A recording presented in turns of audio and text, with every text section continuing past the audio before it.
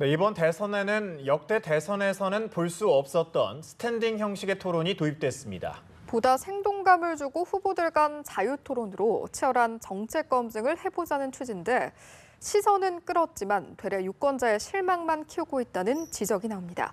김민혜 기자가 대선 따라잡기에서 설명해드립니다. 지난해 미국 대선 토론회 장면을 준비해봤습니다. 함께 보시죠. 청중들의 박수를 받고 등장한 공화당 도널드 트럼프와 민주당 힐러리 클린턴 후보. 원고 없이 선체로 열띤 공방을 벌였습니다. 이번엔 청중과 직접 소통했던 2차 토론회의 때인데요. 후보들이 단상 밖으로 걸어나와 여유롭게 질문에 답하는 모습이 인상적입니다. 이런 분위기를 기대했던 게 아닐까요? 올해 대선에서는 스탠딩 토론이 선을 보였습니다.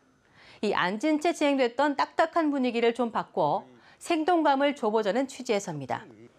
자유토론도 곁들여서 말이죠. 이 신선한 시도에 유권자들의 기대감도 컸습니다. 하지만 정작 뚜껑을 열어보니 무늬만 스탠딩이라는 비판이 적지 않습니다. 한 네티즌은 SNS에 마치 누가 오래 잘 서 있나 테스트하는 것 같다며 비꼬기도 했습니다. 이 5명이 움직이다 보면 자칫 카메라 동선이 엉킬 수 있다는 걸 감안하더라도 단순히 서 있기만 한 모습은 역동감은커녕 여전히 경직돼 보였습니다. 밀도 있는 토론 역시 제대로 이루어지지 못했다는 평가입니다. 이 정책과 공약을 논하면서 이 꼬리에 꼬리를 물고 답변을 요구하는 식이 돼야 하지만 유력 주자를 향해서 청문회를 방불케 할 정도로 공격을 가하거나 주제와 상관없는 정쟁과 헐뜯기가 이어지면서 눈살을 찌푸리게 했습니다.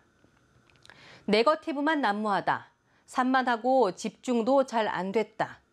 토론회를 지켜본 유권자들 반응 일부입니다.